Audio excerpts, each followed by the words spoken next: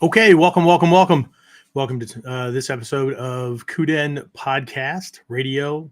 What are we calling it these days? KUDEN radio, I guess. Yeah.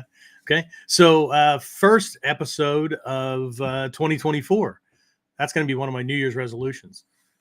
Okay? To write 2024 and not 2023 because I've been writing 2023 for how long?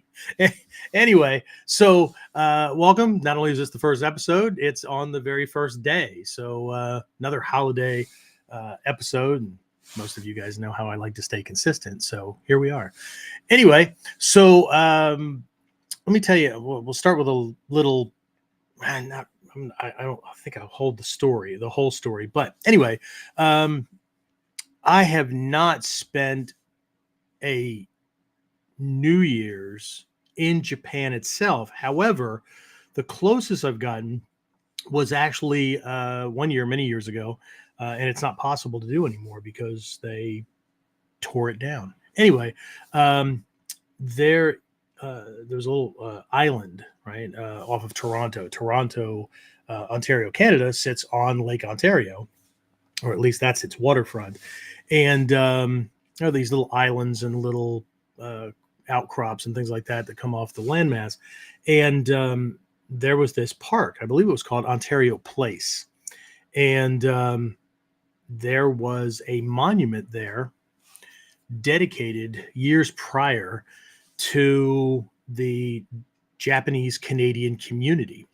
And I had been invited up by my friend Court Elliott and his lady, Shirley Imazumi, and to come up and do New Year's, because instead of going and doing the whole party thing, right, we were going to go and do it Japanese style and literally ring in the new year, right? And so that was one of the most memorable moments of my life, not just because of my connection to the art and my connection to Japanese friends and things like that, but what really stood out was the contrast between that and the way we typically do things in the West. Okay. Anyway, I'll talk about that more and we'll get into it, and a bunch of other things that are everything we're going to be doing during this episode is really kind of wrapped around this whole idea that's summed up in a Japanese phrase where we would say that you're wishing someone a happy new year, but we're going to dive into that and a bunch of the symbols here when we get back. All right. So, the big question is this: how are self-defense and success-minded people like us, concerned citizens worried about protecting ourselves, our loved ones, and the things we care about from the monsters we know exist in the world? How do we train in a way that gives us the skills, knowledge, and understanding we need without becoming paranoid fighters or killers ourselves, and yet still allows us to be the hero protector the world needs us to be? That's the question, and this podcast will give you the answers. My name is Jeffrey Miller, and welcome to KUDEN Radio. Real training for real people in a real world. All right. And we are officially starting episode 192. I know in some locations it says 191. I did a little foobar thing there. Right. So this is actually episode 192. So we are 8 shy of rounding things out to 200. Right. So anyway, it is, for those of you listening in on the on the audio only podcast services like Apple Podcasts and Pandora and a bunch of those, or catching this later, right? Today is January 1st, 2024, right? So this is our first ever holiday episode. And so just made it, wanted to make sure that we were not only staying consistent with things, but I did the same thing, a week or so ago on Christmas 2023, because, well, the way the calendars work, as far as the Gregorian calendar, that's going to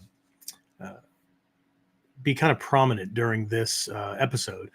But based on the way the calendar is laid out, Christmas and New Year's Day, Christmas Day, New Year's Day, of course, that means Christmas Eve and New Year's Eve do the same thing. But anyway, right, they fall on the same calendar days. So if Christmas is on a Tuesday, then New Year's Day is going to be on a Tuesday. If you get the idea, right? Well, this year it happened to fall on a Monday, and Mondays are our KUDEN days. So here we are, right? Anyway, so what I opened up with before we ran into the title intro sequence there, for those of you who are signing in late, was I was discussing several years back. It's got to be a decade or more. Oh, it's got to be more than a decade. Wow.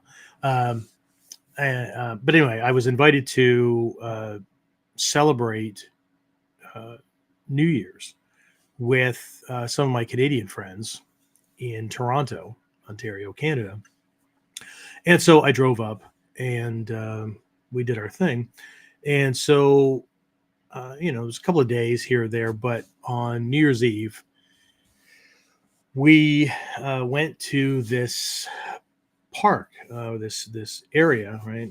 There's all these little recreation areas, and there's a yacht club and all kinds of things on these outcroppings from Toronto as it kind of pokes out into Lake Ontario, obviously on the Canadian side.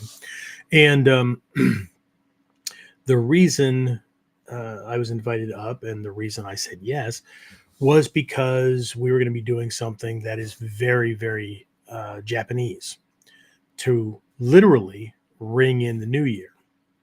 And so my story is partly about that, but partly about a moment that I had just a few minutes, maybe 30 minutes, maybe, I don't know, 30 minutes to an hour, give or take, into the new year that year, that struck me in such a way that it created one of those indelible moments, right? Those memories that are just, unless something happens to my brain, it can't be forgotten.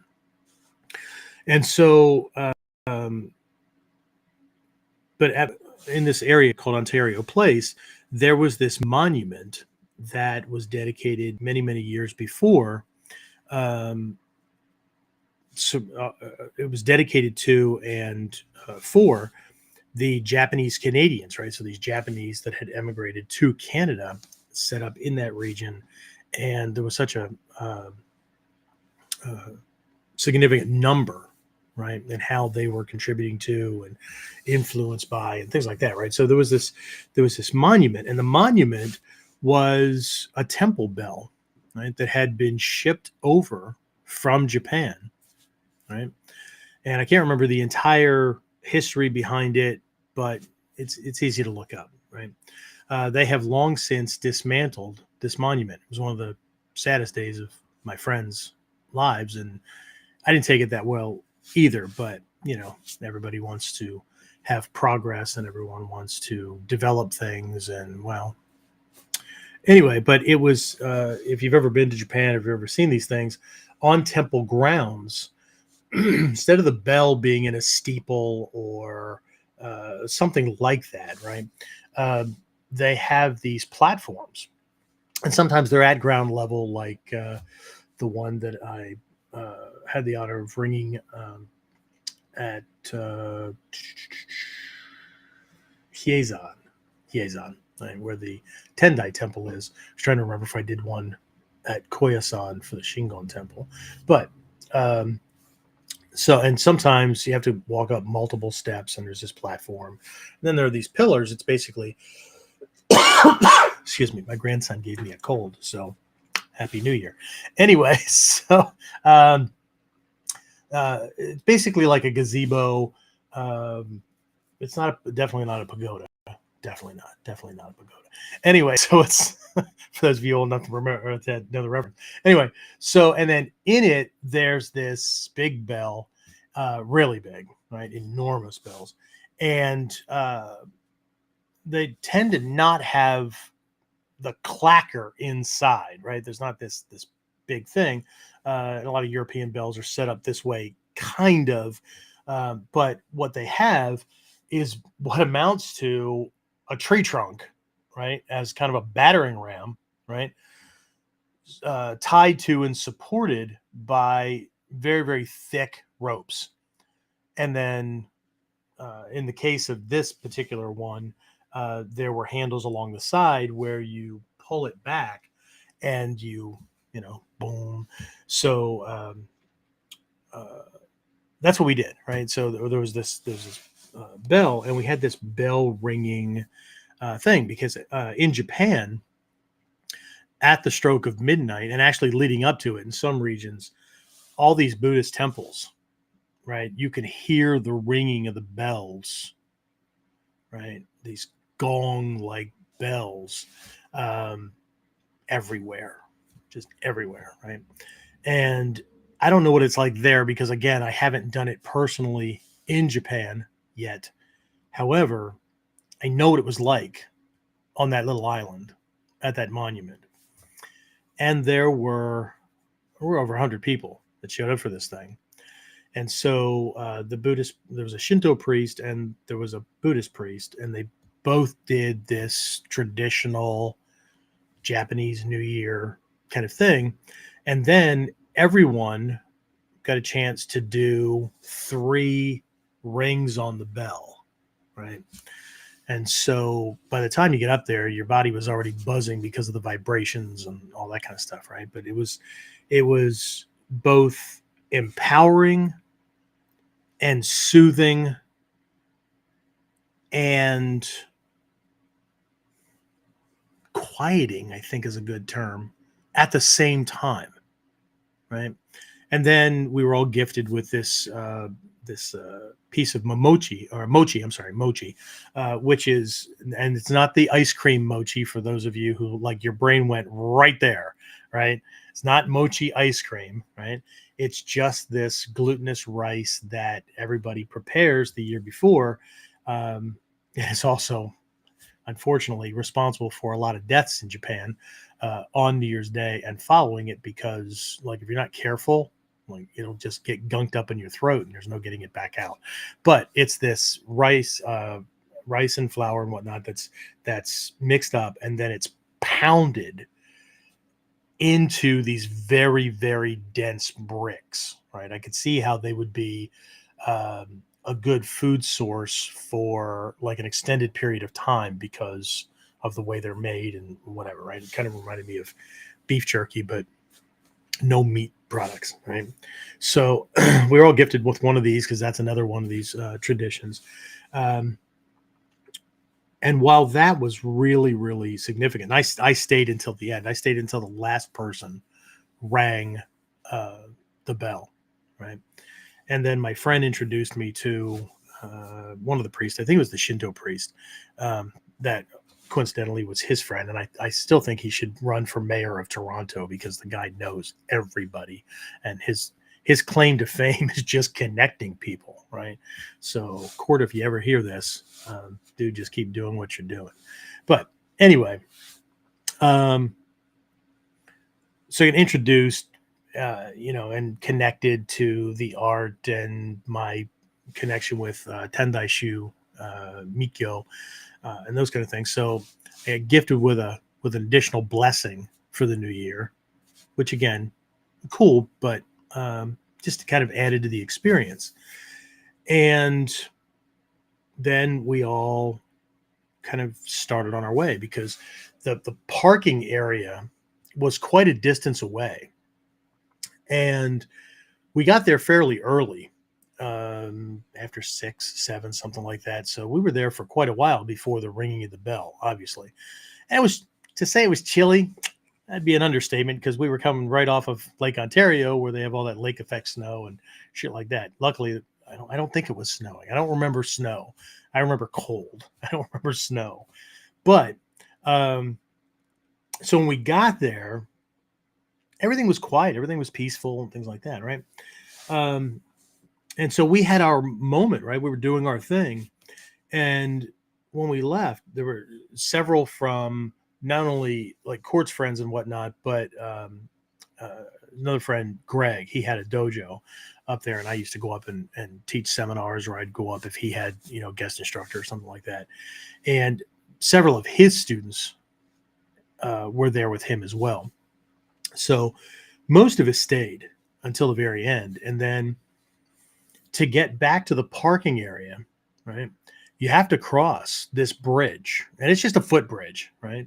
Um, but it's not a short bridge, and it's not that high up off the water either. I mean, it's hard to realize that you're like walking across Lake Ontario, and not across like states to Canada or whatever, but just a small section, right? And Toronto's to my left, and that's part of just a tiny sliver of the waterfront, and then Lake Ontario and the U.S. are just a couple of miles away, right? And so, anyway, we're walking across this thing, and we're all just kind of, I wouldn't say I was numb. I was very much Zen mind, right? It was just a very almost like a cleansing had occurred, right? Mind was, I knew where I was going, wasn't lost, anything like that, but the mind was very quieted, right? If there were 100 people there, then 300 rings of a ginormous freaking bell, and not high pitched. It was very low pitched and stuff like that, but the vibrations and whatnot. I had a similar experience sitting in a theater, very back, like nosebleed seats, because we got the last tickets that were available, and we traveled 4 hours to Pittsburgh from where I live, so west, because the Japanese drumming group Kodo was performing, and we found out like last minute, so we canceled classes, and a bunch of us jumped in cars and all went out there. But after one of their shows, like, I can imagine what the people who paid extra to be like up front in the nosebleed seats, can't imagine they would have had nosebleeds, because the place just vibrated, right, the entire time.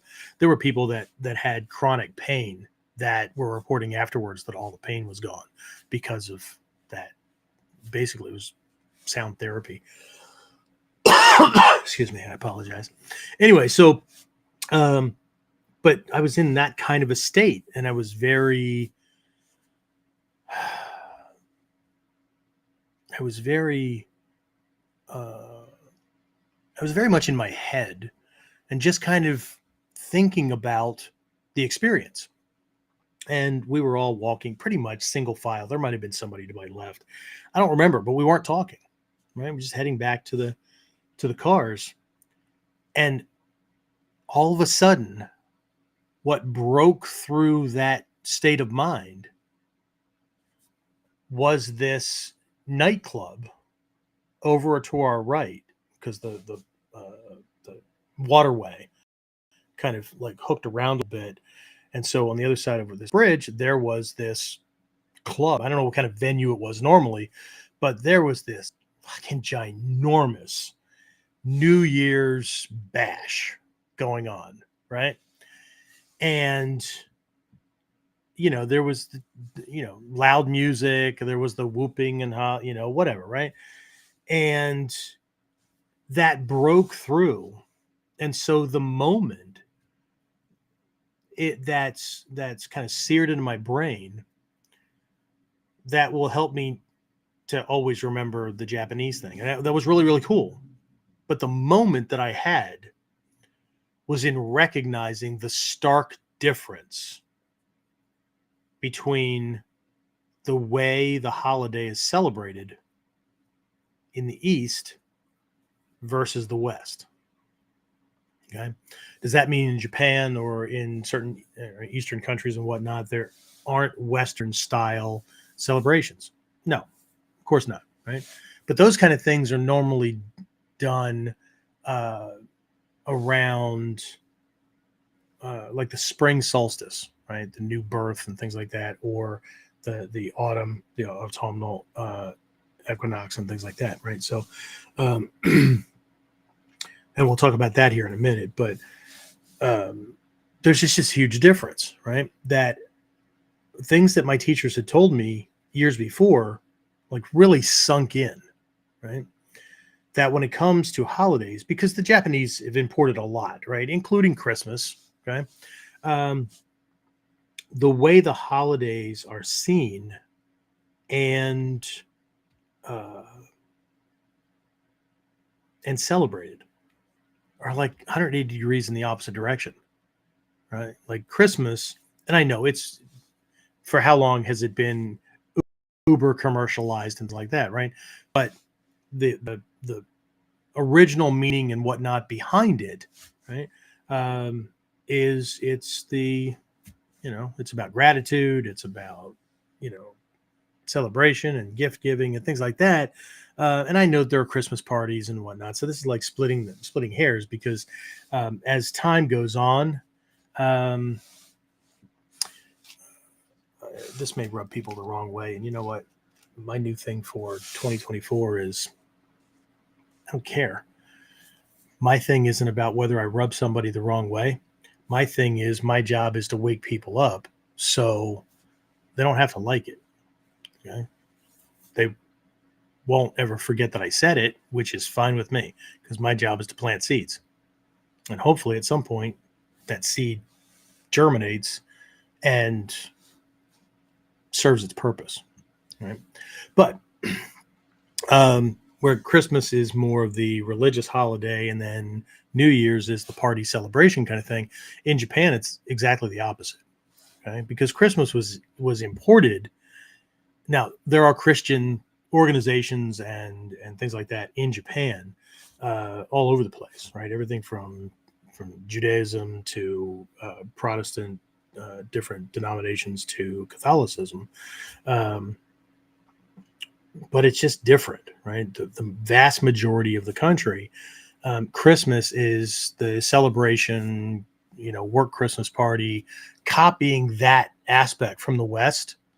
But New Year's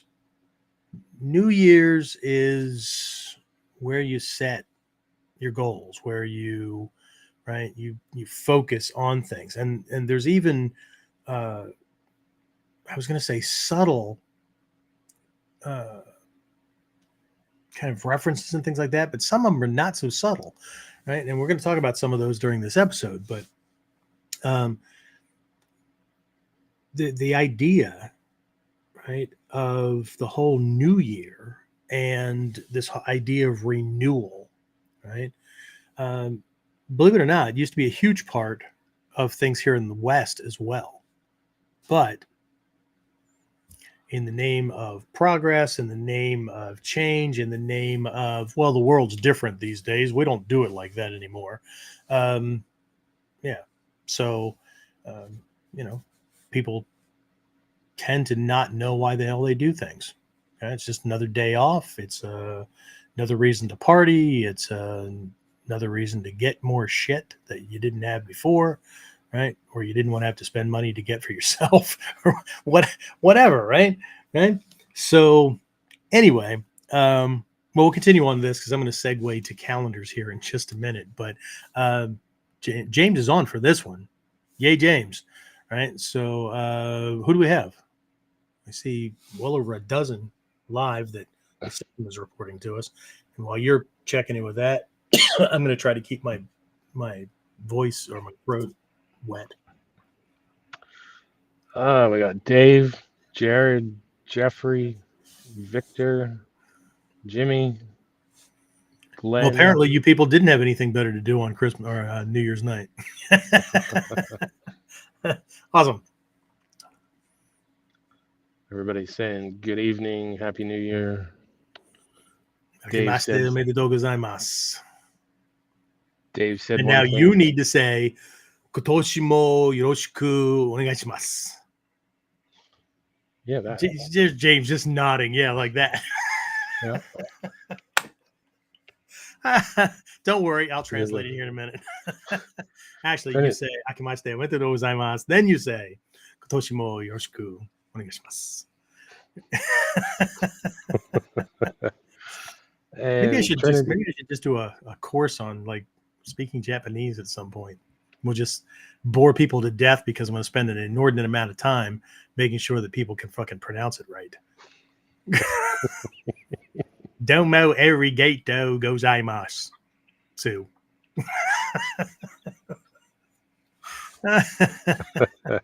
Holy shit. Anyway. And Trinity and Lee are on as well. Awesome. Trin worked all day. She supposedly rested all day too, but anyway. All right, so we good? Any questions? No comments? And well, I guess The only one was Dave said one thing he misses about living overseas are all the bells. Yeah, I was in Korea for a year, and I lived in Germany for 3. And yeah, that in Korea, right near the post where I was stationed, like we were surrounded by these white cliffs. If anybody's ever seen the TV series MASH, and I know you got to be pretty old at this point to watch MASH, right? But in the opening scenes, which actually a lot of that came from the movie itself, they didn't reshoot it for the TV series. But these choppers come flying through like this mountain range to this MASH unit, right? For those of you who don't know, MASH is an old Army acronym for a medical unit, right? Mobile Army Surgical Hospital, right? MASH. And so, which that's how people often would show up. And then these doctors had to stitch these guys back together. But anyway, where I was stationed, those mountains surrounded us, right? I was really close to that area. So anyway, another claim to fame. Yay me. Okay. So anyway, I went with some Korean army. They were called Katusa, right? Korean augmentation to the U.S. Army, to the United States Army, right? So they were Korean soldiers, but instead of being assigned to ROK units, ROK, Republic of Korea, ROK units. Oh, some tough motherfuckers. Anyway, sorry. Those are some. Anyway, so some of these guys were from the region and whatnot. And so as I became more and more interested in Eastern philosophy and things like that, because I had gone through a phase where I had done a lot of studying across the board with different Western religions. I mean, my grandfather was Jewish. I had an aunt and uncle that were Catholic. I had Lutherans. It's just Catholic light, I think. It's just same salvation, half the guilt. It's kind of like a beer commercial. And then, I was raised Methodist and whatever, right? So I really started looking into these things. And what was missing was I had no idea what Eastern things were doing. And here I was in this place where I could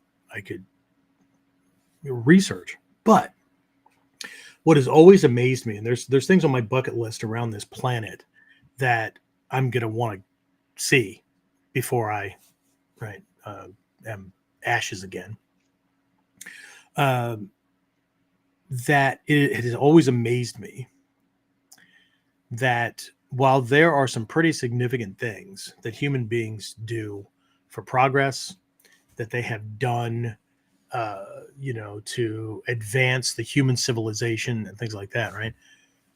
I don't think there's been that much or as much done as there has been to make sure that spiritual traditions get passed on and are protected and safe. For instance, in these White Hills, right? And there's a similar area in Japan where a statue of Enno Gyoja, who was he was the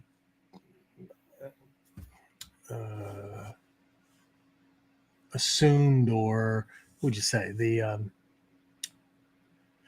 he's credited with founding the Shugendo, right? Senin practices, right? Mountain worship and those kind of things, right? So, and it's not really about worship. It's about putting yourself to the test, right? And becoming fearless, right? The ninja were connected to these guys and stuff like that. But there's there's a cave with a statue of this guy. And it's not the easiest thing to get to. Of course, Togakushi, the top shrine, at my age with my hips and arthritis, not the easiest thing to get to, but I do it every time I go. So, but in these white cliffs, right, there is a cave that is man-made. It was dug out of the rock, and a Buddha statue carved out of the rock, right? That's in this thing. And it is like stories. And I don't mean like I'm telling you a story. I mean like a building, stories up off the ground. You've got to climb to get to this thing. And again, not the easiest thing in the world. Anyway, sorry, I digress. So, some of the things that I'm going to be talking about during this episode that have to do with Japanese tradition and also that tie in with Chinese tradition because they're linked. Regarding the new year, are going to sound like you may have missed an opportunity. But we have to remember that, like, the Japanese started using the Gregorian calendar, the Western calendar, in 1873. So during the Meiji Restoration. Okay? The Chinese, not until 1912, I think. Right? The Koreans were right in the middle there somewhere, 1890 something. Anyway, right? So before that, right, the new year was the solstice. It was the spring equinox kind of thing, right? Because it has to do with the rebirth of the world, right? And you can read into all the history and stuff like that and why everything was shifted back into January and the focus was taken away from anything that might even have a hint of paganism and shifted to you go from the rebirth of the sun, S-U-N, to the rebirth of the sun, S-O-N. Anyway, a whole bunch. I have weird hobbies. Anyway, so but the Gregorian calendar is based on solar years. Okay. The old calendars that the Chinese and the Asians and people in the West, right, originally focused on were lunar cycles. Okay. So that's why we have a disparity where we have terms that a lot of people don't know where they came from, like the phrase once in a blue moon. The hell's a blue moon? I've never seen a blue moon. Okay. A blue moon is a second full moon that occurs in the same calendar month. Okay. So it happens every once in a while, but okay. But when the Pope did the calendar and all that, Pope Gregory did the calendar, had a couple extra days and kind of tough, but he actually brought things more into alignment with the way a full year based on what the astronomers were showing and placement and things like that, right? Because the other ones, there was a lot of time off, right? It was off. But anyway, so you didn't really miss anything, okay? And we do something. At the school, I take off, right? Between Christmas and New Year's, I get a chance to visit family. I get to catch up on some projects and whatnot. I finally got the first draft of a new book that I'm writing for corporate C-suite leaders in healthcare for protecting their people against workplace violence. And I needed to get it done so I could get it to the CEO. That's coincidentally a student of mine who has agreed to write the forward. Right? And I needed to get that to him and stuff like that. So the time off really helped. But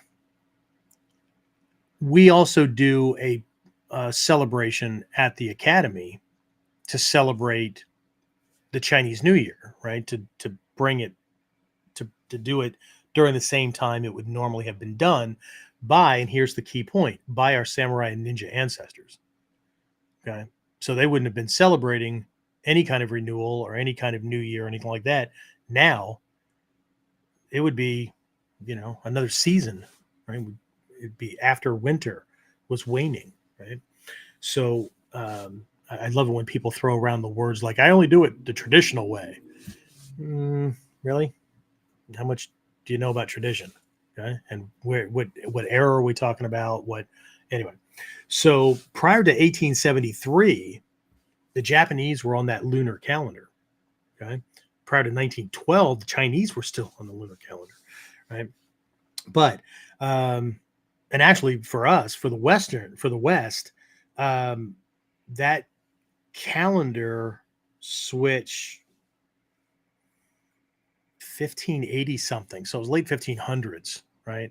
When that kind of thing switched over, right? Not that anybody knows or cares, right? Because the farther away you get from a critical piece of information, right? People are just more likely to slip into the he said, she said, this is the way it's always been done. I don't give a fuck kind of attitude, right?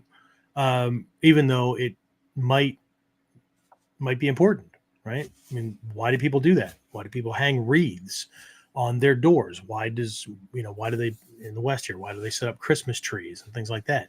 Had to do with bringing life inside of a house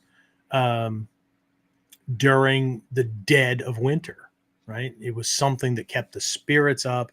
Whether it ever invited spirits in from the outside, you get something in your house that has the smell of nature and its life and whatnot when everything outside is freaking frozen and dead, right? So it sometimes it can just be the meaning behind it, right?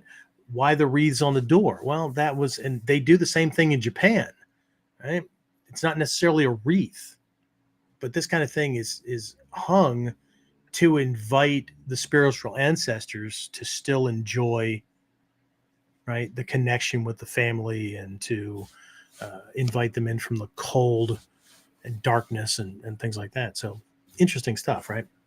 Well, maybe not to you, but to me. Again, Geek Central, my podcast, right? So, Sensei, you're a dick. Anyway, all right. So, excuse me. All right. So, I think this year, you can look this up to verify it, because I don't remember exactly off the top of my head. I think the Chinese New Year starts on February 10th. So you got some time, right? But this whole idea from this original time period, right? Again, during the time period of our samurai and ninja ancestors, was a time of cleansing. It was a time of like dropping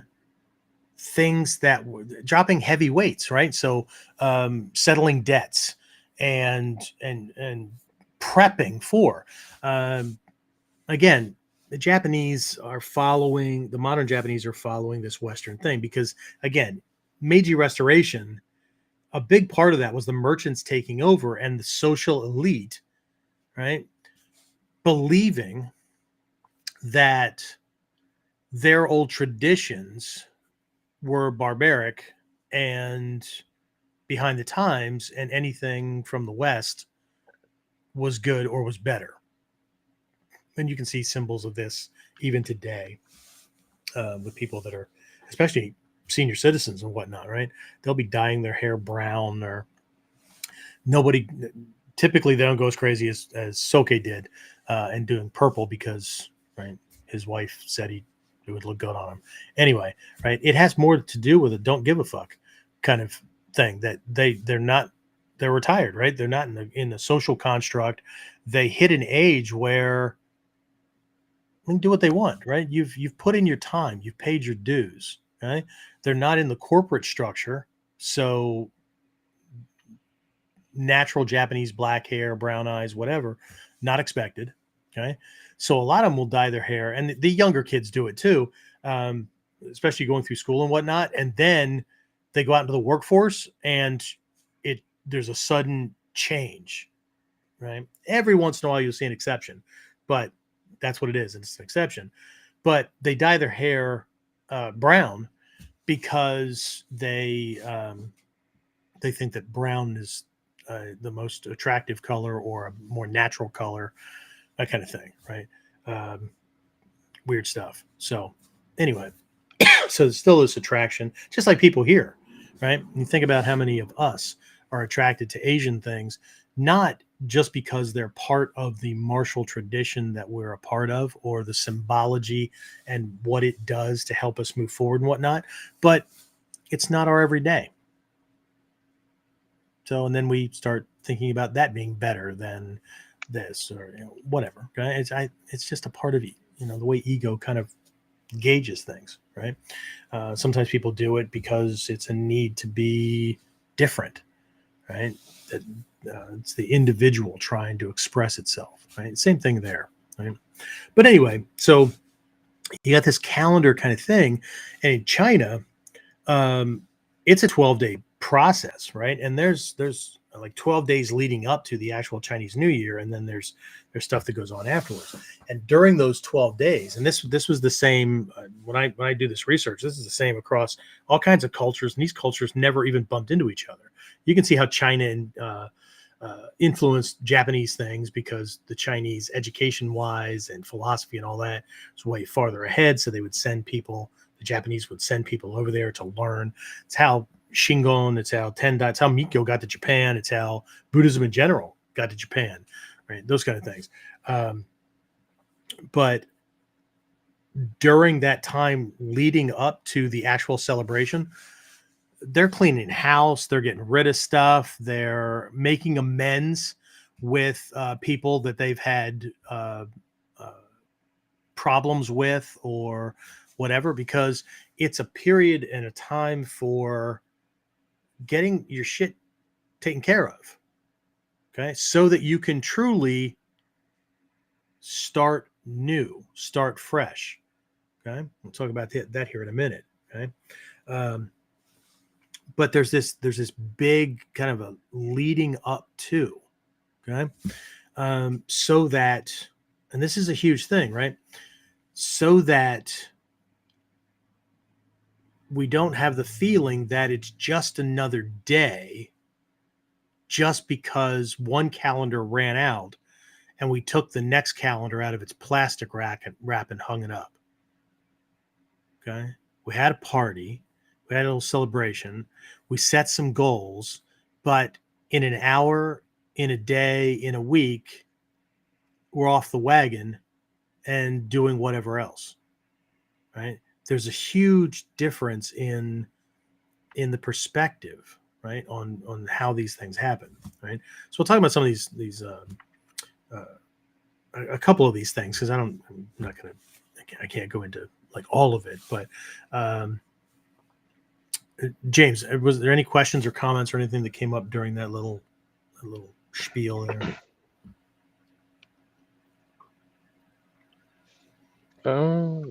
Jason Schaefer's on, said good evening. Jason's quarantined because of COVID. Oh. He'll do anything to get out of seminars, right? Not coming to Dakomyosai. Some people, I tell you, we go dance in a COVID lake. So you have to believe me. I got a positive test. Just kidding, Jason. Don't worry about it, man. That's all I see right now. Okay, cool. All right. So, let's stay on this idea of this fresh beginning. Okay. So let's look at the phrase that they use for what we in English translate as Happy New Year. And it's not that it doesn't imply that, but if you break down the Japanese phraseology, and most Japanese, right, if you talk to them, whatnot, they'll, if they're just doing a cursory thing, or they don't have time to go into things much more deeply for you, or they're like a lot of Westerners who just don't friggin' know, right? They'll tell you, oh yeah, Happy New Year, right? But there's a lot of significance to the words, okay? And actually, the one that is typically used, the one that I used at the very beginning, is a truncated form. It actually drops off the word for year, okay? Because the full phrase should be shonin,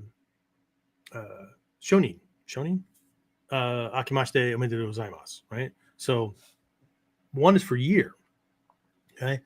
But akimashite is a conjugated verb, right? The root verb is akeru, okay? And then omedetou has a specific meaning, and then gozaimasu just makes something very, very formal. So if I were saying it to friends or peers or family, there's even a way to truncate the stuff, right? I was looking at this thing trying to a while back. I was trying to learn another way to say it, and then I finally found somebody who explained why the words are that way, because you can't find the words in dictionaries. And it's like the Japanese are like, if you think American Southerners way back in the day were experts at truncating things, right? Like Eli Whitney did not invent the cotton gin. Okay. Eli Whitney invented the cotton engine, but cotton gin it is. Right. So, but there are these phrases that literally take a syllable off the front end of each of these words and shove them together. Right. So, anyway, so if we look at these, right, we start to see that something very different is occurring, right? And actually, you know what? Before I get to that, let me talk about something else. If you got a chance, well, you know what? I'll just bring it up again. If you saw the slide that went out for promoting the episode, and I always let the thing run for 30, 45 seconds, a minute, whatever, before the episode starts, right? In the upper left-hand corner, right, there's that little red character face kind of thing, right? Two eyes staring at you kind of thing, right? That's called a Daruma doll, right? A Daruma, Daruma. Daruma is one of the Japanese ways of saying Dharma, okay? Spelled Dharma, which in Sanskrit means truth. It's the what is, okay? Ultimate truth, right? So Daruma, and there's a whole history behind it that it's based on this this monk that literally peeled off his own eyelids so he couldn't close his eyes, and so he would constantly be in a state of being awake and meditating. And it got me beat because I'm not all, of course, I have to find the right eyelid to rip off based on these eyes. But anyway, so the Daruma is a type of goal-setting device, right? And there are different things that you can get, to focus on goals or blessings or good juju or whatever, right? There's in the comments of my videos, they've often been called price tags that I forgot to take off my belt or off my uniform. But these omamori, these little, they look like padded or brocade kind of things that hang off that you can get at Shinto shrines, you can get at Buddhist temples and things like that. There's something inside. I always say it's like Pandora's box, but you're not letting out evil. You'll actually let out good juju, right? But the things inside are blessed by a priest and whatnot, and then they're put in there and whatever, right? So there's things in there for happy and successful marriage. There's things for things for kids passing tests in school, traffic or driving safety, whatever. Okay, the ones that hang off my belt, one is for success that I got at Kyomizu Temple in Kyoto, which, for anybody that cares, was the temple used for several of the scenes in the movie The Last Samurai. Okay, but anyway, I got that, and then I have one from Togakushi Jinja. I got it from the middle shrine of the three that I walk my students when we do our pilgrimage while we're over there, and it actually it's a black one, and it has the center die of the Taizokai mandala, right? The 8 characters and the one in the center. So the 9 characters that are there, which represents empowerment, awakening, those kind of things, right? So these stay with me. Not only do they have significant meaning in and of themselves, but they also to me. It's about what it does for me, right? They connect me to two very important places that are connected to our martial lineage. So anyway, but to some people who don't know what they're looking at, right, they're just price tags, right? They were expensive price tags. But anyway, right, the donation that I gave. So where was I going with that? The Daruma, right? So the Daruma, when you get them, now red is a very, very common color, but colors could be different in different regions.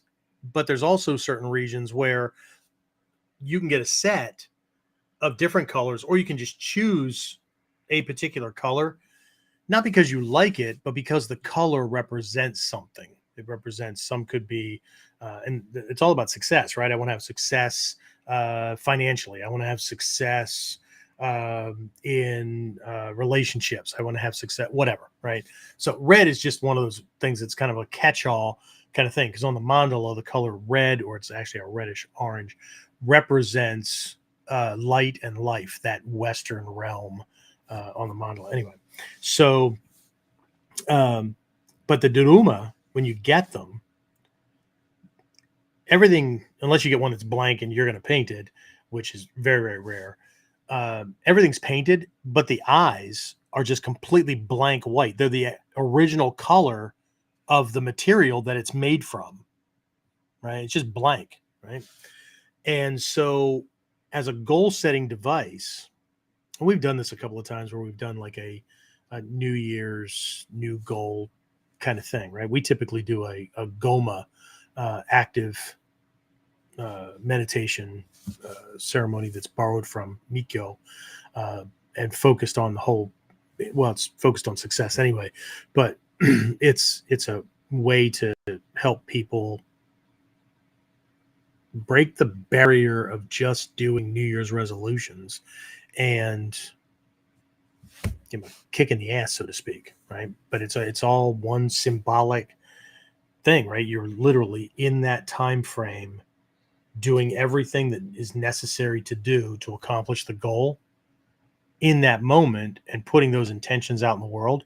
And then all you have to do is go and do it in real time, because in your head, if you've done it correctly in your subconscious, you have already created that outcome. And now all you have to do is meet it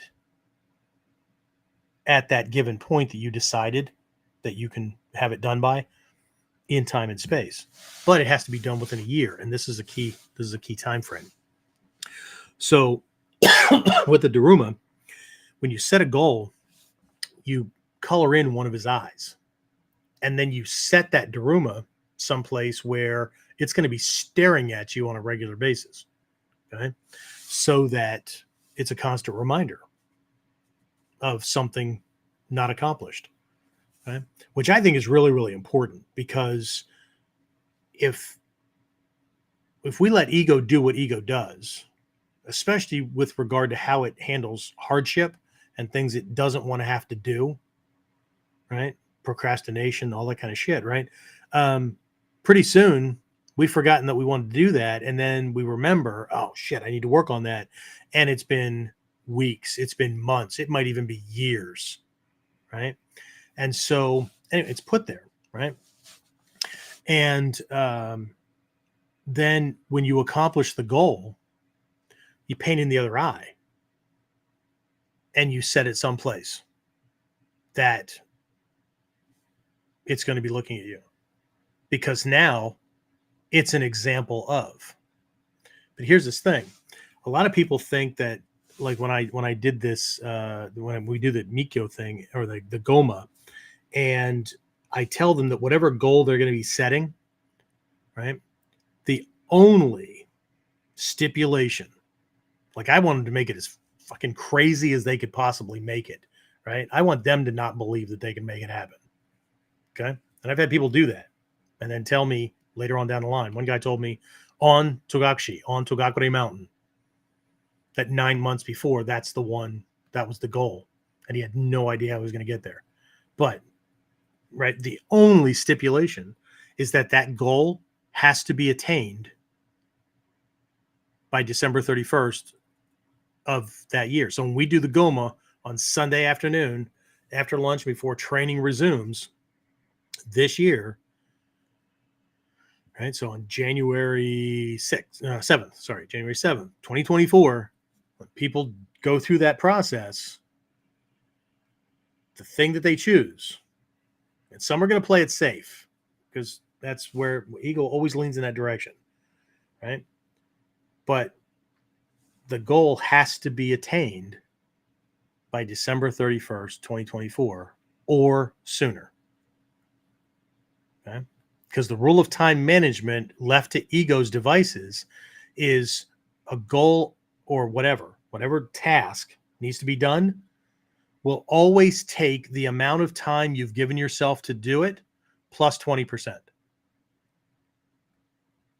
Because people forget to account for shit that gets in the way. Okay? But they have learned, and this is everything from social programs in the Nordic countries that everybody holds in high esteem to all these things, that when people have a deadline, they don't start working on the thing that they have to do at that deadline. Let's say it's years, right? 6 months seems to be the magic number. Okay. So if they had 5 years of benefits, then they were forced to get a job. Nobody starts looking for a job until 6 months out or sooner. Because, shit's going to run out. Oh no. Okay. So to save money, these countries moved it back to 3 years. Guess what? 2.5 years in, that's when people start looking for a job. They moved it back to 2 years. 18 months in, that's when people start looking for a job. What's that tell you? As long as it's not going to be uncomfortable, fuck it. Right? So I'm a big fan of making goals uncomfortable. Because unless you have a reason to do it, I mean, think about it. A lot of us guys are way older than we were when we first started in this art. Right? So, but I'm pretty sure that the why we're doing it has changed. And I'm betting that in the early days, when we were training all the time, besides, maybe not having as many responsibilities or whatever, but say I got older guys that have little to no responsibilities because they're retired or whatever, and they're in class all the time, right? James, I'm thinking Fred and some of these other guys, right? Richard's down to, he's very ill. Excuse me, not that kind of ill, worse. He doesn't miss a week. And if he does, we find out later he was in the hospital. Okay. But I'm betting that the why was such that it was a driver. And I don't care if it was, I got to have my black belt. I need for other people to look at me like I'm all that in a bag of fucking microwave popcorn. I don't care what it was, but it was a huge driving factor. Okay? And while it's natural for whys to change, if we want to answer the question, why am I not more engaged? Or why is there not more fire in the belly? Or why am I comfortable with enough and then a little bit or whatever? Why is not strong enough. The why makes the what and how, right? My big exploration now is into new psychology. I say new psychology. It reinforces the Mikyo stuff, right? But instead of it just being a practice because that's the practice, and it being a philosophy, like science, the new brain science and all that is proving that this is just the way the brain works, right? So there's this imperativeness, right? The why makes everything different. Okay? And there's this idea in Mikyo that you decide what you want your future to be. You decide what you want your future self to be. And you start acting like that now, as though it were already true. And what it does And this is not the delusional thing. This is not somebody walks around like they're just all that in a bag of chips, but it's delusion. It's done to filter out 95% of our existence and to recognize that, like, I have to let go of probably 80% of my habit patterns and what I've, everything from beliefs and whatnot, all the way leading up to this point, because I can't be that thing with this stuff, right? There's 20% of what I believe, what I know, the skills I have and whatnot that are universal. They will carry forward. But having the why now and living as that persona causes me to make decisions, right? Positive and negative, right? To create that thing. Okay. Just like that old thing that was really popular. What was it, back in the 80s, maybe early 90s? That had the bracelets and all that stuff, right? WWJD, what would Jesus do? And then somebody else came out with WWBD, what would Buddha do? Right. But the idea of it was to not be the you that you're trying to change. Right. So if you need with that, and that's more of the exoteric, not Mikyo, it's more the standard kind of stuff, which is I'm going to follow in their footsteps. I'm going to do it because they did it, and that's proof that that produces the kind of reality that I want. But that's still present to future projecting kind of thing, right? I'm just borrowing something else that's been proven, kind of like our martial art, right? But the Mikyo way of doing it is to look at the end result. What does that person know? What does that future me know? What skills do they have, right? What, how do people treat them? All that kind of stuff, right?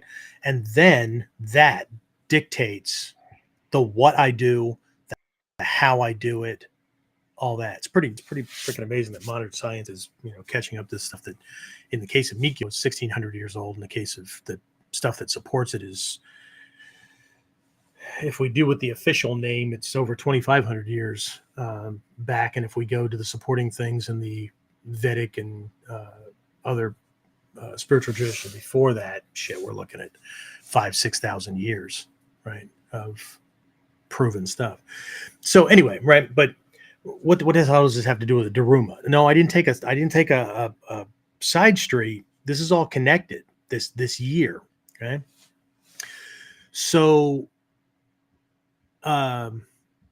New Year's, not only is there a bunch of bell ringing, right, to bring in the new year, but that whole day at a lot of Buddhist temples, people are bringing their old Daruma dolls, their old Daruma. We're talking about hundreds, if not thousands, because while a lot of Japanese are not spiritual most of the year, okay, there's a saying in Japan that for a Japanese person, they go to a temple once a year. Okay, and that sounds like they're not very spiritual, except that most Japanese have shinden and kamiza and butsudan and things like that in their homes. Okay, so they have this way to practice. They don't need to go to the temple. A lot still do, especially if it's in the neighborhood.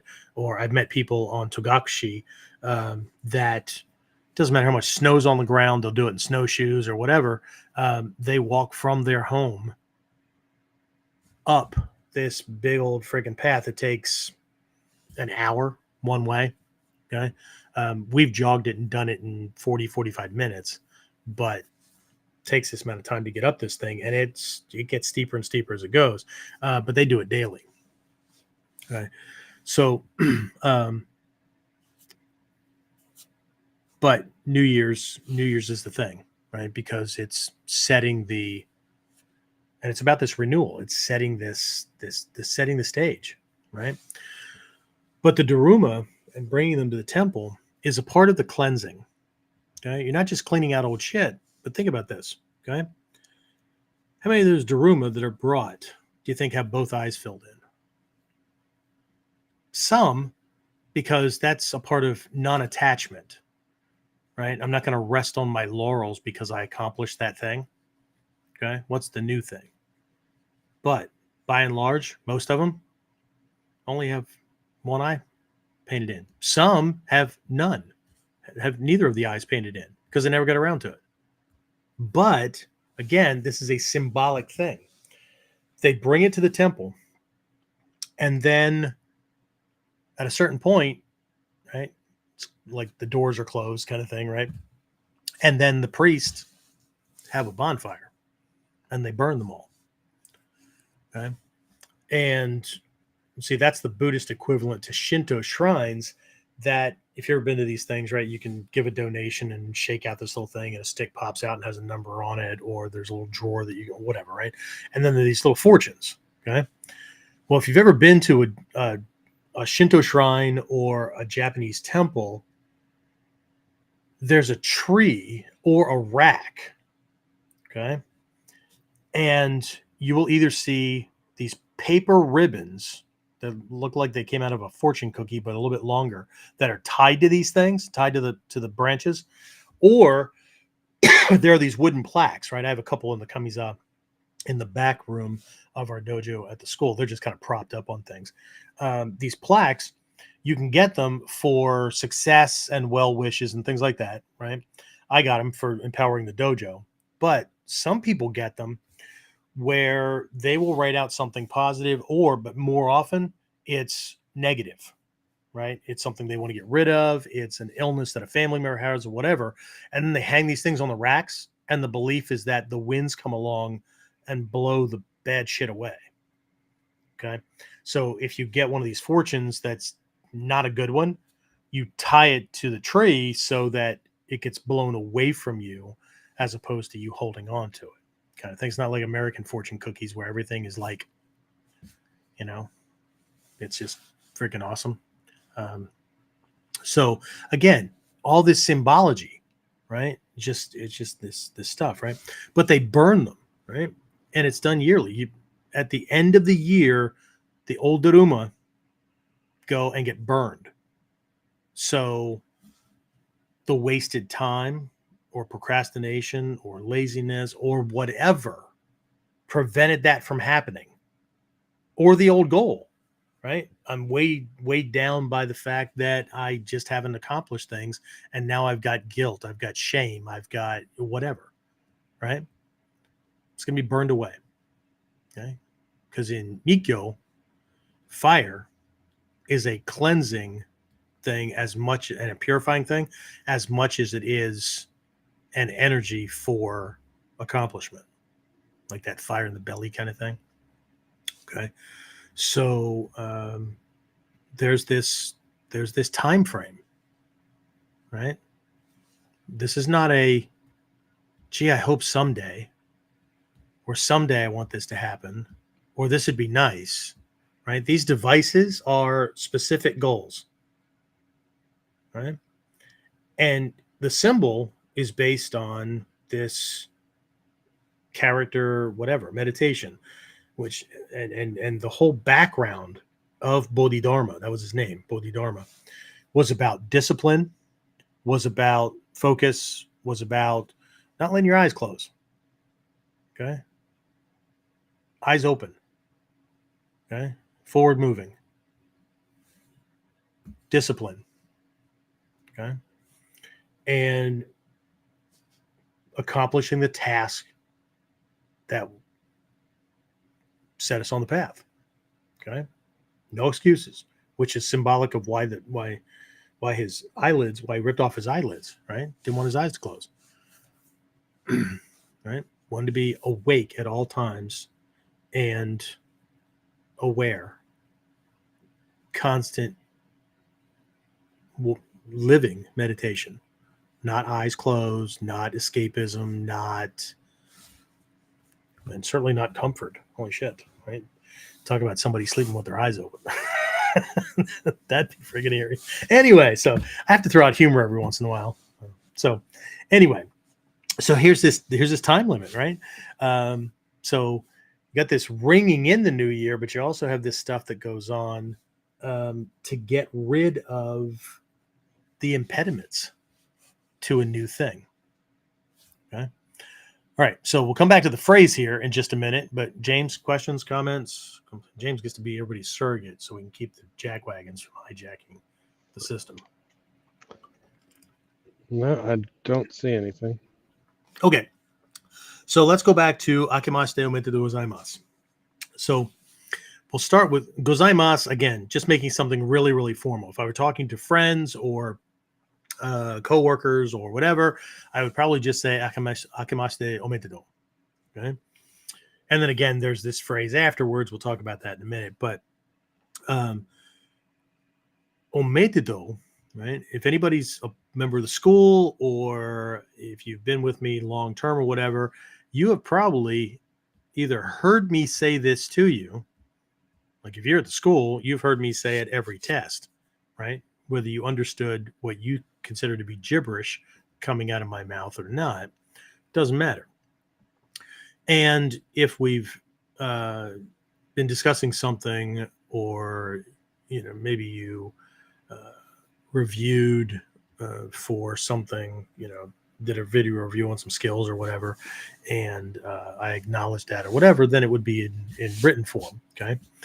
But the phrase omedetou, or more formally omedetou gozaimasu, means and can mean congratulations.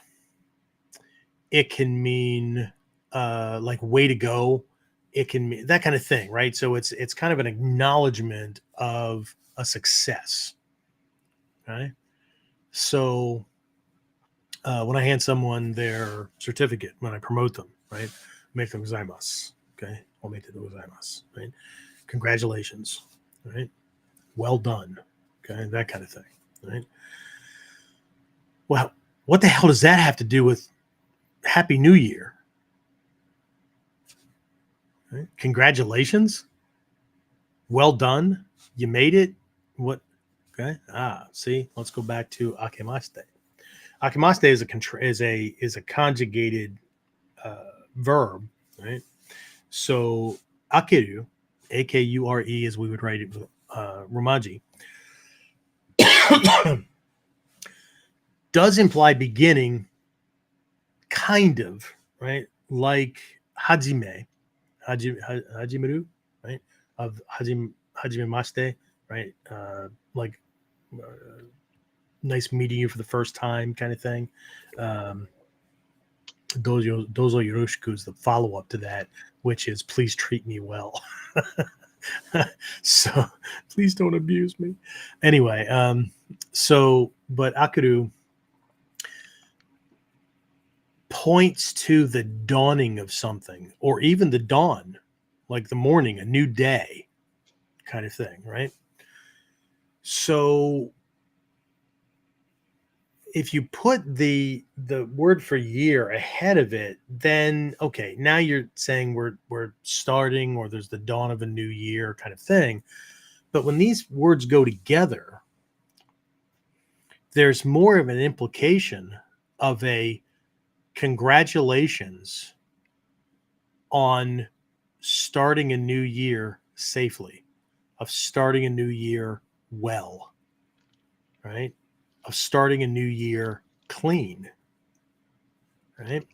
So it's almost like a cosmic do-over, okay?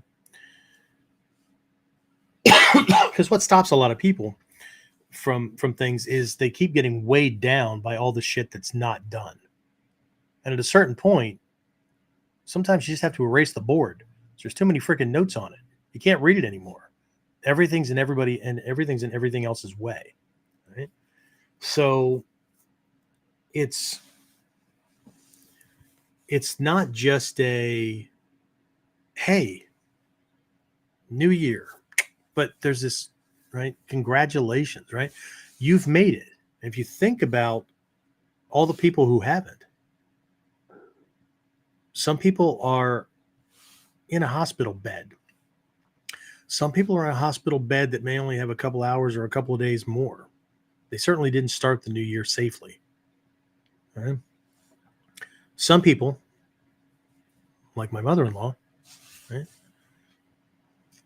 doesn't get a chance to start a new year. Right? So here's a new opportunity, right, to start fresh.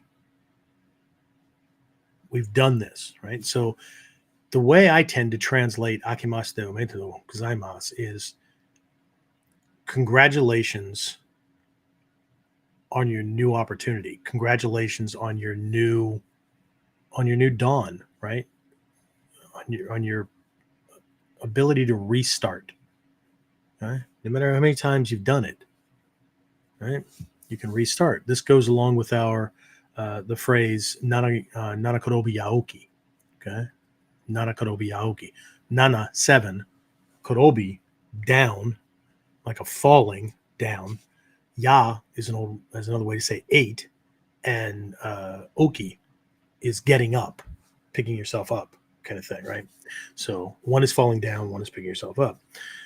So the general phrase, and we've got to, James, remind me this week getting back, we've got to get that that noten rehung in the back classroom before Daikomyo Sai this weekend.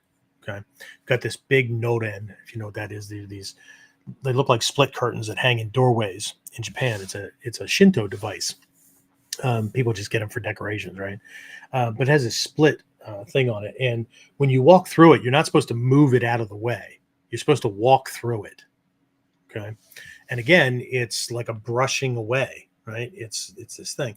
And what I found about especially Eastern spirituality is that there was most often, simultaneously, a very like woo-woo spiritual reason for doing it, and then the backside of it, there's a very mundane, everyday reason, right? Well, like when we extinguish the flames on candles, or when we freshly lit incense or whatever, right? You fan the flames to get them to go out. You don't blow it. Okay. So the spiritual reason for doing it is you want to exert just enough effort to accomplish the task. You don't want to overdo it, and you don't want to exert your force on things, right? So it's about mindful action, right?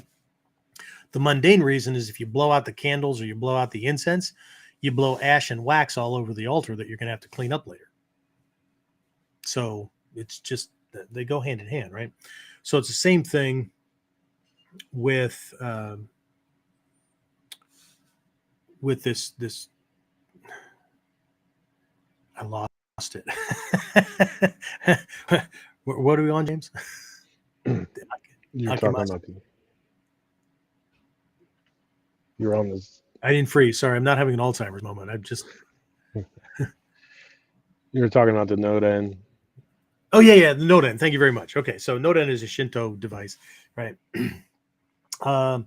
So there's this idea that when you walk through it, right, it wipes, negativity. So when you walk into a new room, you're walking in clean. Okay. But if you know anything about Japan or a lot of the Eastern countries, they're fucking hot and they're humid and you're sweating. So basically it's a towel that you lightly wipe the sweat and stuff as you pass back and forth. And of course it gets cleaned regularly and stuff like that, but it's, again, both. Now some people are going to hear the mundane thing and go, oh, see, that's just right. I mean, they just made up the spiritual stuff, right? And then some people are going to want to lean toward the spiritual stuff and go, I don't want to have to think about the mundane stuff. That's disgusting, right? But the reality is that both are going on at the exact same time. Okay, because I need to be mindful of, like, I may have just had a bad experience in the room that I'm in, talking to somebody, dropped something, irritated myself or whatever. I'm going to walk into this next room and I've got something I have to do. I have something I have to remember, or I have somebody else that I'm going to talk to. Okay. This is a mindful way of mindfully passing through and leaving the shit behind so that everything's clean here. I'm not treating this person based on my last encounter or engagement with the previous person. I'm not. You get the idea, right? So, but it's the same thing. If I'm going to meet somebody on the other side or whatever, right? Last thing I want to do is walk through with like sweat pouring down my face and looking like the worst example of myself. Even if they're working in the same hot conditions as I am, right? There's this, and I don't have to remember. I don't have to carry a towel with me. I don't have to whatever, right? So while things are set up to take care of things, they had to be set up mindfully to begin with, right? But we're going to simultaneously take care of the mundane while focusing on the we'll call it superior or whatever, right? The higher level of thinking at the same time. But anyway, we have this noten that had these doruma. It's an image that's painted on, right? There's a big banner that's on it, and then there's a small banner that's painted on it, and then there are these doruma dolls, right? And it's actually a dark blue. And the reason I chose it is because in Mikyo, this dark blue represents being unstained, right? Being pure. There's no impurities. Okay, it's like a flame. The hottest part of a flame is the blue part at the very bottom, right? The part that gets everybody's attention, the yellow and the orange and all that kind of stuff that's flickering. That's all impurities being burned off in the air. Right? It's the blue part that's the hottest, the cleanest, that kind of thing, right? So anyway, so on the big banners, there are these two kanji for success, and then the other thing has the kanji for Nanakorobi Yaoki, right? This reminder. Right? And again, it's not about 7 or 8. It's nin, right? You keep getting back up. If the thing that you're doing is worthwhile, you keep getting your ass back up until you can't or until you've accomplished the thing. Right? On Hiezan, on Mount Hiei, there's one of the 3 hells that people will often sign up for when they enter the order for practice, and each one is 100 days straight, and one of those hells is known as the running hell. Okay, and so these people that do it are known as the marathon monks of Mount Hiei. There's a really good book that's out that describes how the whole thing is called, and that's exactly what it's called, the marathon monks of Hiei or something. Yeah. But anyway, so they start at the temple, right? They've only gotten 2 to maybe 4 hours of sleep a night because they have all this prep stuff they have to do for the next day when they get back. But they go down the mountain. There's this path they go down. There's these little shrines along the way, and they have to do a blessing at each one. They go down into Kyoto proper, and they go around this circuit, right?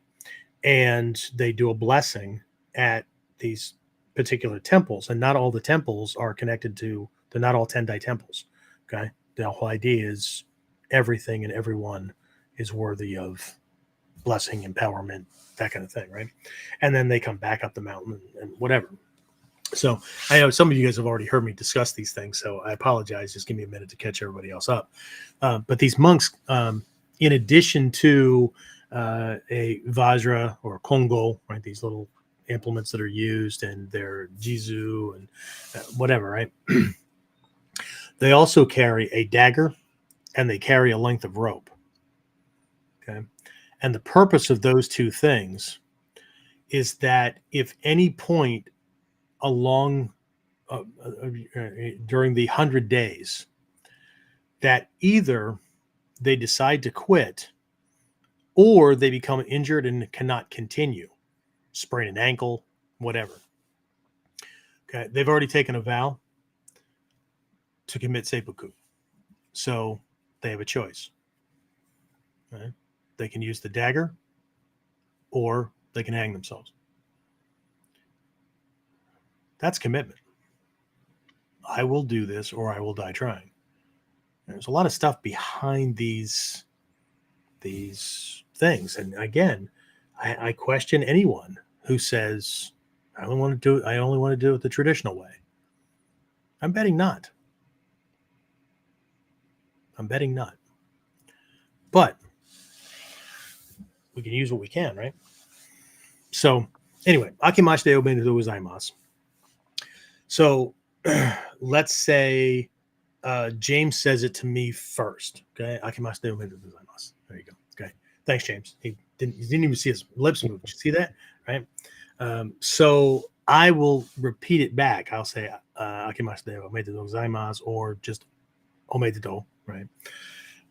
Which is saying the same thing back. It's just a mirroring. And then I will say, or sometimes, like if we're peers or whatever, we'll say the same thing at the same time to each other, right? As we bow, whatever, right? So, kotoshi mo yoroshiku omedetou gozaimasu. Okay. So when you hear the translations of these, it can sound like, why would you say that to a friend? Why would you say that to a coworker? Why would you? Okay. But this is what I'm going to be coming at this with is a really rough kind of English translation to something that, again, doesn't translate well outside of Japan. It's the sentiment, it's the meaning or the well wish that comes along with it, right? So I've got three possibilities that I'll give you. But the other, when I say it to James, he will know which one, or substitute the right thing in his head, because he'll know what I mean. Even though I'm going to give you three different possible literal kind of things, he will know what I'm expressing. Okay. So one of these that I have is more like somebody who's a customer or client. One of these is somebody who you're just like friends with, right? You're kind of moving through life together, at least at this point, right? Together. And the other one is more like if I'm working with somebody, or I'm on a project with somebody, or we're working on accomplishing the same task. So you get the idea, James. You understand where I'm going with this? Okay. So kotoshi mo yoroshiku omedetou gozaimasu, again, roughly translates to either I look forward to working with you again this year, or I look forward to another great year with you, right? Again, right? Continuing on. Or I look forward to your continued patronage again this year. Again, see, they all sound different. It's not literal. It's the same phrase. But I hope that our relationship continues in a positive way, in a win-win way, right? I'm looking forward to our interactions continuing over this year, right? So that's different than, hey, Happy New Year. Yeah, I guess. Interesting, huh? Right. So anyway, so just a couple of things, right, about the way it's done, how it's different. Okay? It's not the same as like, woohoo, Happy New Year, pop the bubbly, fire off and they, they'll fire off fireworks and stuff like that too.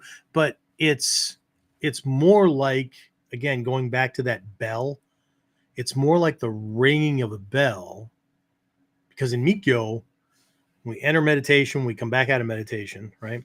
The ringing of the bell is this moment that draws your mind to this point, to this thing, as opposed to scattering energy to the winds to the point of exhaustion or regurgitation, or whatever, depending on what your New Year's was like. Okay. But to me, the difference is in how we see the bridge, how we see the crossing over, right? It's not just moving from one day that was in one calendar year to another day that's in another calendar year. It is a cleaning of house and a moving forward, right? Now, we're also, right, from the Asian perspective, we're also passing from a year of one animal, right, to a year of another one. But not only are we passing from one animal to another, in this case, we're moving into the realm of the year of the dragon, which suits warriors just fine. Thank you very much.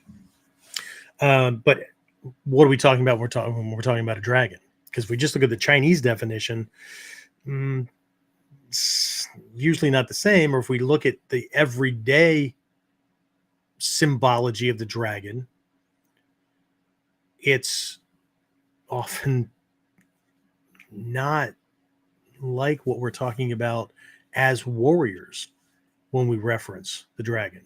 Okay. So, and it's not as easy as that, right? When you sit down at the Chinese restaurant, you have the little placemat that has the 12 animals of the zodiac, right? Most people look at that and go, oh, okay, so it's like a 12-year cycle, right? No, it's a 60-year cycle, right? Because not only are those 12 animals rotating, but the 5 elements of the Gogyo, right? Water, wood, fire, earth, and metal. If you're in, James, I just did a lesson on that, didn't I? For the realm, the tactical warrior program. Did I do that in the personal development thing a week or two ago? I think so.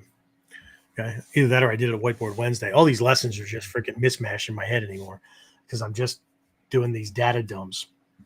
But these give the animal kind of a certain flavor, so to speak. Not that you're going to cook it, but you get the idea. So, like, I was born in the year of the tiger. And again, this is where people get thrown off, because you look at those animals, and if your birthday was in mid to late January through early to mid February, you could have been following the wrong animal, because that zodiac is based on the lunar cycles, not the solar cycles. Okay. So I was born in 1963, January 8th of 1963. Right. So for the longest time, I thought my character was the rabbit. Right? I couldn't figure out why I didn't match up. And eventually I just went, screw this. This stuff doesn't work. And then I learned this critical piece of information. Right. You know, when people say you're being too anal, you're being too particular. Yeah, well, that's a Mikyo thing. Because missing one little piece of information could drastically change everything. And it did, right? January 8th, way early in January, okay? Way before the Lunar New Year that year, which I think was late in January, right? So I was born at the tail end of 62, which was a tiger year. But it wasn't just a tiger year. It was the year of the water tiger. So the way these things revolve and the way they change every year, right? Different element, different animal, that kind of thing, right? So even though every 12 years of my life was a year of the tiger, it wasn't until my 60th year, which means I was 59 if you do the math, right? People don't understand that because they keep forgetting to count 0 to 12 as the first year, right? Your birthday is not, when you say I'm this old, you're only that old for a day. You enter the next year's thing. The birthday is not it's an anniversary, right? It's, as a matter of fact, the day before your birthday was when you were exactly whatever age you're giving yourself. So 60, right? No, I'm in my 61st year. I celebrate on January 8th because that's what Westerners do. But January 8th becomes day one of my 62nd year. So that one threw me off too until I figured it out, right? So last year was Year of the Water Tiger. It took 60 years to come back full circle to live, right? But again, right, sometimes it can take a long time and a lot of maturity and a lot of knowledge and a lot of experience to hit a level where you can actually live something to the potential that's there, if that makes sense. Okay.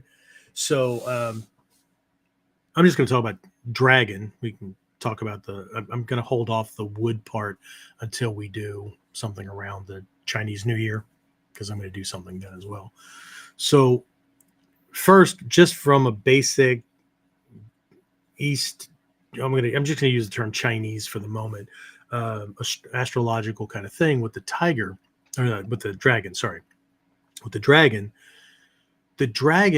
we have to also remember that I know a lot of people that are all jazzed about dragons because, Eastern stuff and all that, except that I go to their place or I see the stuff they have, and what they have are Western dragons. Okay. And Western dragons are often nothing like, and they don't mean the same thing as Eastern dragons. Okay. So the dragon in this context, from this kind of perspective, represents power, nobility, success.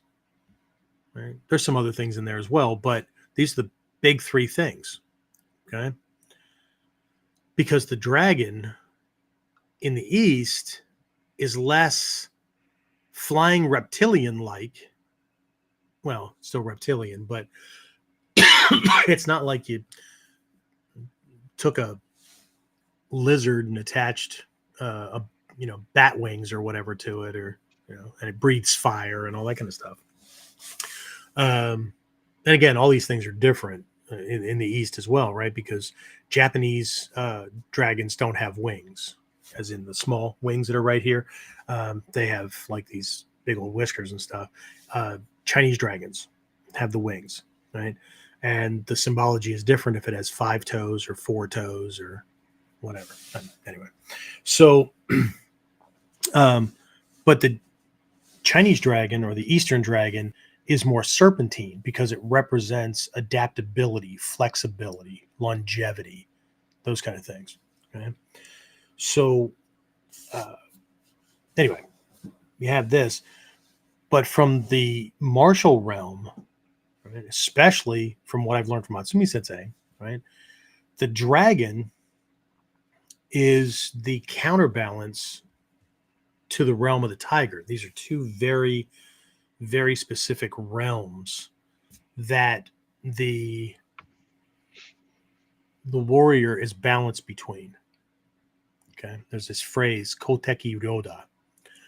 If you've ever seen some of these scrolls that you can get that have, there's a tiger standing on a rock or something down below, at the bottom of the scroll, and it's painted in a way that if you pay attention to the way it's done, the tail's in a specific kind of position, right? The tiger comes out, but it's looking up and around and up at the dragon, and these two are roaring at each other. But the dragon is coming out of the clouds, and it's making a very specific shape, and it's growling down or roaring at the tiger. Okay, the roaring, and this is seen a lot in Mikyo figures, especially the Tibetan term is yabyum, where there will be a male like a bodhisattva and this female dakini, which is a balancing energy that are they're in a certain position. Okay. But they have in their hands implements that are positioned like at the mastoid process or right behind the skull and stuff like that. And symbolically, what we're looking at is as long as there's balance, there's a lot of power. Okay. Because each one keeps the other in check. Okay. The male part, in this case in Mikyo, the male part represents like book knowledge and intellect and the sharpness of discernment. The female energy is about experience and when I say emotion, what I'm talking about is engagement with, right? So one is about knowledge and cutting through illusions and delusions and discipline and those hard characteristics. And the other one is about engaging with life, right? So life has meaning. Okay. So if these two are out of balance, you have too much intellect, life is very cold and you have a hard time relating to other people. People have a hard time relating to you, right? Because you're just you're too analytical. You parse words and all that kind of stuff, right? But if you're too much on the experiential side, right, then what do you have? You have too carefree, too much chaos, too much like flying by the seat of your pants, whatever, right? There's no structure to it. So symbolically, these implements that they're holding, and they're poised, right? So should one become too strong or whatever, the other one can kill it, right? Or at the very least, cut it so that balance is maintained, right? So that's what's happening with the tiger and the dragon, right? The Koteki Ryoda means the tiger below, the dragon above. Now, if you get a chance to look at one of these scrolls, okay, what you'll see, spoiler alert, what you'll see is that the two animals are forming the serpentine center of a yin-yang symbol. Again, it's pointing out balance, okay? From a warrior's perspective, the tiger realm represents our skills, knowledge, and ability on a battlefield. Okay, on a battlefield, right? The stuff that you definitely want to have there, right? The dragon, again, this is not like, Lord of the Rings, dragons helping to burn down the realm or whatever, right? The dragon, okay, because each of these is, again, we're talking historically now and perceptions, okay? The dragon was seen as the strongest being or the strongest animal on the material plane of existence. Okay. Now, ironically, you'll see lots of paintings and stuff in castles. And if you ever go to Japan with me and we go to Nijo Castle and whatnot, you see all these paintings and murals with tigers. Okay. But they're going to look like Shar-Pei. Because tigers are not indigenous to Japan. And the only thing the artists had to go by were the pelts that were imported. Which, anyway, but China, back into India, Silk Road and all that, lots of tigers, okay? So, seen as the strongest animal on the material plane, ferocity, right? Courage, those kind of things. That's the side of the warrior that has to produce results in deadly conditions. But the dragon was seen as the most powerful being on the spiritual plane or on the spiritual realm. Okay. Now, do we know anything about? No. Okay. Again, it's symbolic. Okay. But the idea with the dragon is that the dragon represents all the skills that a warrior needs to be successful in society when there is no war, when there is no physical battle. And this is where I think martial arts falls way, way short in today's world. Hatsumi Sensei believes it too. He's been teaching this for decades. He just didn't always say dragon and tiger, except during the year where that was the theme. The theme was Koteku Ryoda. Right? But he writes just as much about philosophy as he does about martial arts techniques, if not more so. Right? So this is the warrior's ability to be successful, to have a family, to love his children, to hug his wife, or flip-flop it however you need to, right? It's the ability to communicate effectively. It's the ability to get along with others. It's the ability to not reduce everything to a goddamn challenge or a threat or a contest, right? I remember once, way back in my early career, a teacher was discussing this and this irony. And Hatsumi Sensei has made mention about, our duty to be successful, our duty to be rich, or the dragon realm is having the tools that are necessary to help and protect people from dangers where a sword won't work, a shuto won't work, a ganseki nage won't work. Right? So the analogy that was given was, can you imagine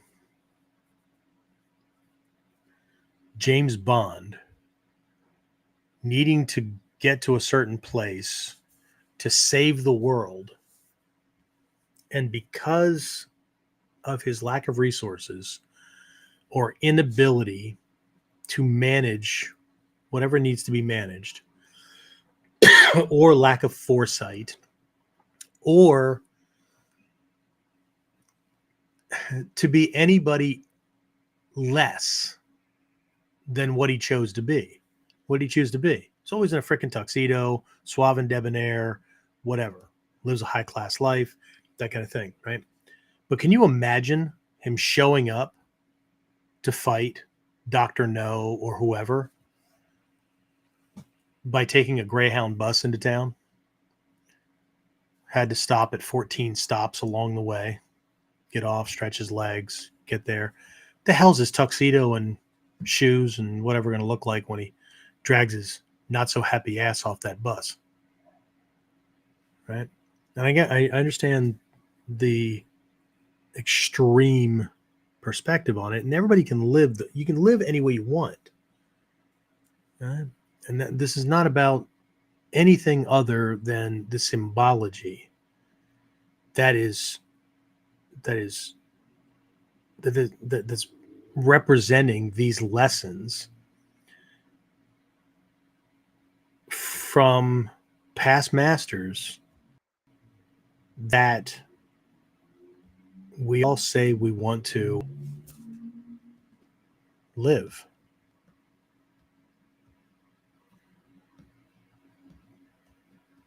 I don't know.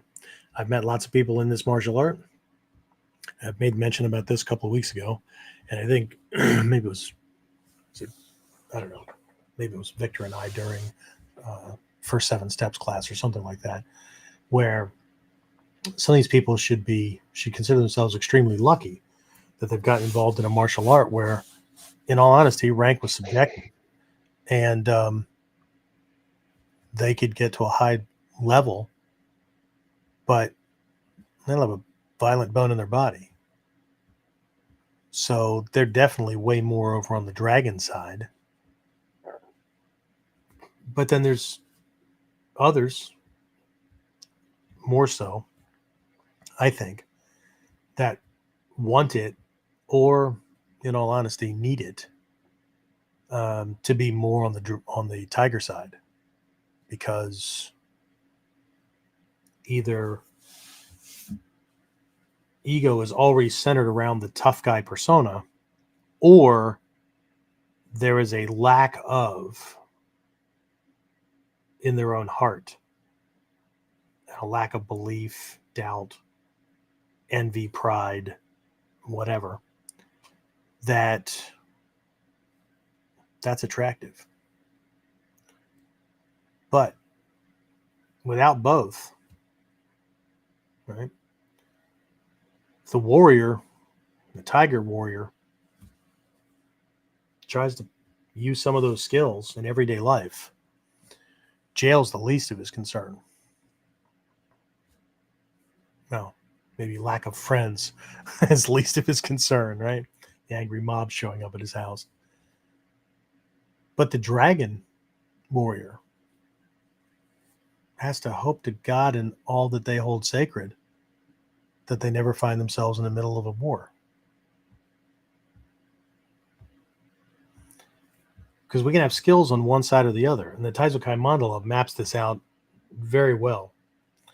That for enlightenment, for mastery, for under whatever that term is that we're looking for, balance and whatnot, we have to have both sides to not just balance themselves out, but so that no matter where we find ourselves, we have the knowledge, the skills, and the experience to be successful. So, again, we're moving into the year of the dragon. Power, nobility. What does nobility mean? It has nothing to do with class. I know that's where most people go. It has to do with the way you carry yourself, right? With a sense of value. And at the very least, you're the king or queen of your frickin' realm, of your kingdom. So there's things that we must have. There's ways that, and things that we must take care of, and there's things that we will not allow, right? But nobility, I think a good modern word is professionalism. I remind students on a regular basis at the school, especially the kids, right? They come in, their uniforms are all rumpled and stuff like that. And I'm like, don't come in here looking like you just climbed out of a bag, right? This is where you learn to carry yourself like a professional, because you don't have to work a profession. You don't have to be a doctor, accountant, lawyer, people that we normally think of as being a professional, to be professionally minded, to be precise in your thinking and acting, to be timely, to be all of these things, to be well-mannered, to be gracious, to be, you get the idea, right? So nobility, right? And success, right? To me, success is, and this is actually reflected, one of my teachers, Shiroshi Malmstrom, Bud Malmstrom, for anybody who knows him, if you ever get a chance to read or reread his book on warriorship, right? He defined the characteristics of a warrior as having the ability, knowledge, and means to be able to help anyone who was in trouble, in danger, in need. You have the resources, knowledge, and ability to help them in the way they need, and especially the people that you're responsible for. Okay? So this goes right back to samurai, right? It's the root verb behind the word the conjugation that makes it a noun that everybody knows is samurai, right? Samurai, to serve. But you have to have the ability. You have to have the capability, which is why I like the Warrior's Creed that comes out of the writings of Robert Humphreys, who was a mentor to Jack Hoban, one of the other of the three longest training Americans in this art, right? And it sums it up beautifully, right? No matter where I go, anyone who needs one has a friend. no matter where I am, anyone, oh,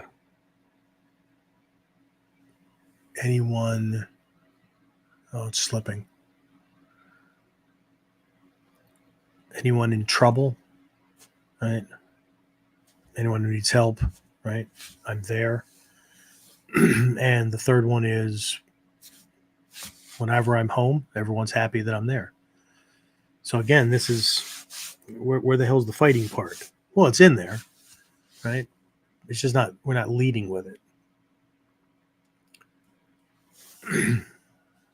James, you look like you're looking it up. I did. Wherever I walk, everyone is a little bit safer because I am there. There you go. Wherever I am, anyone in need has a friend. Whenever I return home, everyone is happy I am there. Yeah. It all goes to living intentionally rather than accidentally. But that was the point of the whole theme for today's lesson, right? The crux of it, though, is we have an opportunity, a new dawn, right? Drop the shit, drop anything that's not serving us, and even if it's something that we meant to do, okay, well then drop your definition of it. Because if I'm trying to get something done I've been meaning to do, that's going to weigh heavily. It's still not done. It's still not done. It's still not done. It's still not. Drop the still. Just drop all of that and rewrite it down, reestablish the goal as though it's the first time you're doing it. But that's what I have. I think I covered several realms. Hopefully they were all connected. I don't know. If I didn't lose James, I don't think no, I'm just kidding. The things I have to do to get you to laugh. Anyway, I would say that he's a stoic, but I don't know. Say he doesn't know either. Yeah. Anyway, all right. What do we got? Let's open it up for questions, comments, complaints. I'm good with those too. Trinity said, reminds me of Kung Fu Panda. He was the dragon warrior but didn't want to fight. I used to think it was odd that was his personality, and yet he was supposed to be the dragon. It makes more sense now with this understanding of a dragon. Thanks for bringing Kung Fu Panda into things, Trin. Appreciate it. No, there's a lot of symbology in those movies. A lot. There's a lot of symbology, overt and very subtle and almost hidden in the Matrix trilogy. What else? Lee actually posted the Warrior Creed as well. He looked it up and posted it. But that was it. That was it. All right. Well, 2 hours on the mark. So, for those of you who are coming in, we still have some spots open. As a matter of fact, I had 2 people that had to drop from Dicomio size. So we're down to 14, I think. So we start up Friday evening at 8 p.m. There is a virtual option for those of you who want to make that or can make that. And if you can't, don't want to, whatever, another email went out. Deadline is tomorrow at 5 p.m. Eastern for anybody who wants to pre-order the camp videos. In previous years, when I've offered these things out, we went right up to the start of things or the end of camp or whatever. But I always find that we never get anybody like last minute then. And on top of that, we'll be finishing up the live version of the first 7 steps on the path relaunch. We've got 3 more classes for that. I just uploaded technique lessons for week 6 of 16 weeks. So we're not quite at halfway on our module 2, Realm of the Tactical Warrior program. And I got to get ready for Daikomyosai, and I'm neck deep in getting a book published for on workplace violence for hospital leaders. So yeah, I don't have time to be dancing around a bunch of these things, and I've got my own future moving kind of things. So, and that reminds me, the word "so." You're going to hear that from me quite a bit this year. Okay, I already gave James a heads up on this, and I might have mentioned it before, right? This will be the year of no tolerance for people that have nothing but complaints and no solutions. And I don't care if they're pulling a social justice thing on me, or they're pulling I don't like the way you do things, or whatever. My mantra is going to be so. And if they don't understand that in that moment, then I will say, what do you want me to do? The answer, I don't know, is unacceptable. Okay? Because some people just like to hear themselves complain. Okay? 2, just because you tell me what you want doesn't mean that I have to be okay with it. Okay? Because I do have that vision in the future, right? This is my year. Every year, I pull a different character off the mandala to work on. Okay? And this year, in past years, I've pulled everything from Fudo Myo. I thought I was going to do that moving up into this one. I think I mentioned that maybe in the last week or two. But Fudo is already just implied in this thing, just like Kanon for compassion, just like Jizo for discipline. All of these things are implied. So instead of picking one of these, I'm actually doing the forward thinking thing. So my character that I'm pulling off the mandala for this year is a character called Maitreya in Sanskrit, and it is the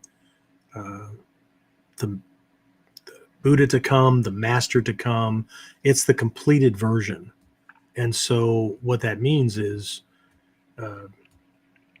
I'm going to be leading with the end result. So when people get yeses or nos or whatever from me, it's going to be based on that relating to and supporting the outcome, and not being a good idea or a bad idea in the moment. Okay?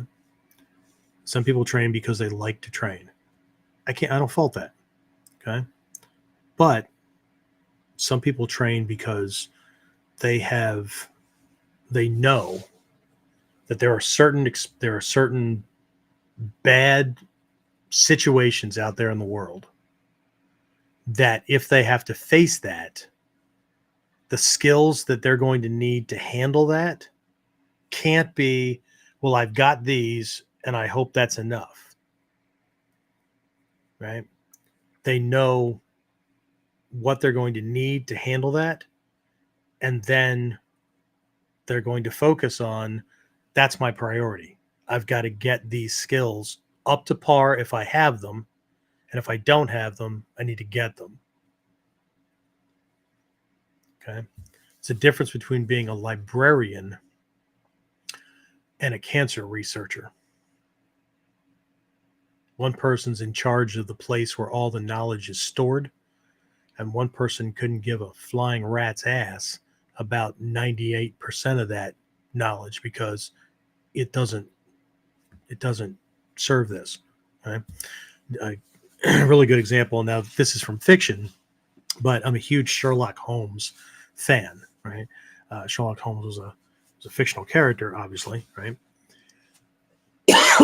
But if anybody knows the origin story of when Dr. John Watson met Sherlock Holmes, because all the stories, what people miss is the stories are all from the perspective of Dr. Watson, who worked with him, right? It's all written in first and third person. But when he first met him, he was thrown off by the fact that the smartest guy he had ever met didn't know that the earth revolved around the sun instead of the other way, or there were some other things that he popped at him as test. And he's like, why would I care? Well, everybody knows that. Well, apparently not, right? Because Holmes's only focus was on being the best criminologist, that no criminal could commit an act that he could not deduce the reasoning of. And those other things were not important in the course of his life or anything outside of what? Answering a test question, right? Right? So this is different. Right? It's different. Anyway, that's what I have. I appreciate everyone being on for not only a holiday, but not only for the first episode of 2024, but on the first day, first episode. Okay. And looking forward to going through another year with you again. There, I'll do it in English for you. Okay. So, congratulations on having successfully and safely begun a new year. Okay. I'll leave you with one more piece of symbolism. Okay. You now have a blank book in front of you with 365 pages. Write a good one. I'll talk to you next time. Be safe.